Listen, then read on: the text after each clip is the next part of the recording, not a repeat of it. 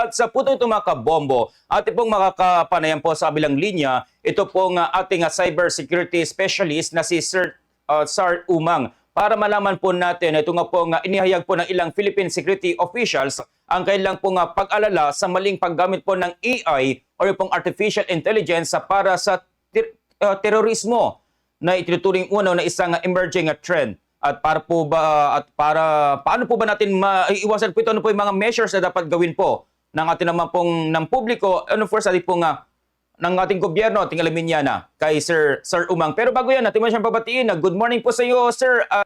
Ayan, okay naman. Good morning. Thank you again sa pag-invite. Regarding po sa mga sa tech, sa cybersecurity, na which is Yes, kasi po ngayon pinag-uusapan with Yusek Cabral with her gadget, the cellphone, and with that kind of scenario kasi sa kanya pong pagkamatay ay pwede pa naman na makakuha ng ebidensya with sa isang cellphone and then sa kanyang mga gadget kung ano man po. Sa mga digital footprints na tatawag po natin, marirecover pa ba natin mga lahat po niyan or kaya po ay makikita kahit po burado na yung pong mga messages doon mismo sa kanya pong mga cellphone na? How's that, Sir Umang? Kasi yan po ngayon na ang pinag-uusapan para matuloy pa rin yung investigasyon at malaman kung ano po ba ang alam nito pong si Yusek Cabral po, Sir Sar.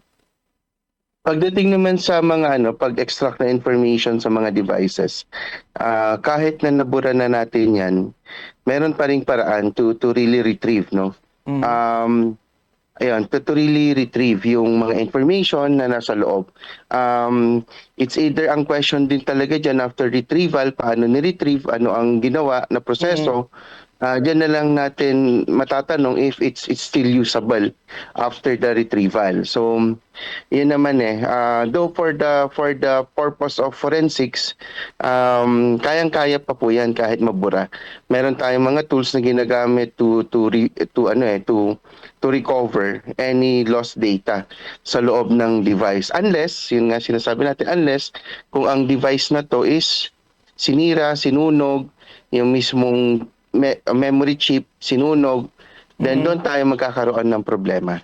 Hindi na talaga siya mariretrieve pero in a sense na talagang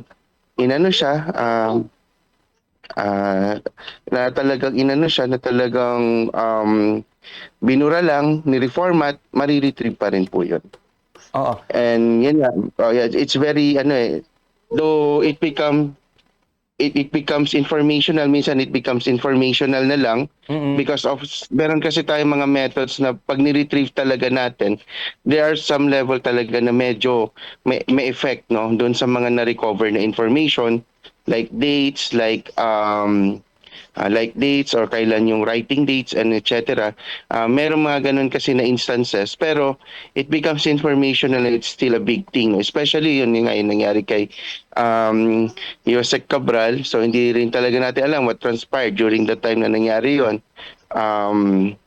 Na kung i-retrieve nila yung information from that, it will really be helpful on solving or knowing what really transpired during the time na nandoon siya before yung death niya. Ayun, so yes, pwede pa rin. Kaya yun i-retrieve. Basta yung device is intact and with the right tools ng law enforcement natin, they will definitely be able to retrieve it. Saan nasabi pong pwede pong ma-retrieve pero maari bang ma-forge din po yun?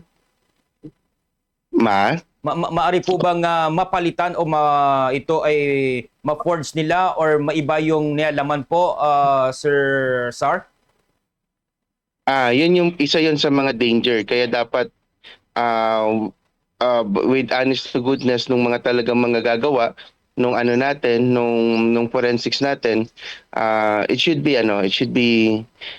it's in honest to goodness, sana walang tampering ng evidences natin during the process. Yun naman sana. Though tampering, it's very possible. It's not an impossible thing, especially once na retrieve na yon, everything could actually be writable, unless sabi ko nga with the right tools, with the right people doing it, and following the standards. Talagang hindi natin dapat sulatan o hindi dapat natin i-tamper yung evidences. Though itong mga tampering na to, Mm.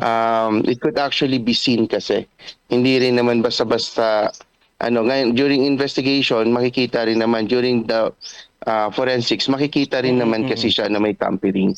Ayun, kaya nga at the end of the day after the recovery, after the preparation nitong mga evidences na to, digital evidences na to na nakuha, ang next question is the admissibility when it Yes, comes to yes. the court na nung mga evidences, especially there's always a big chance na merong tampering or pwedeng matamper kasi Oo. after the recovery.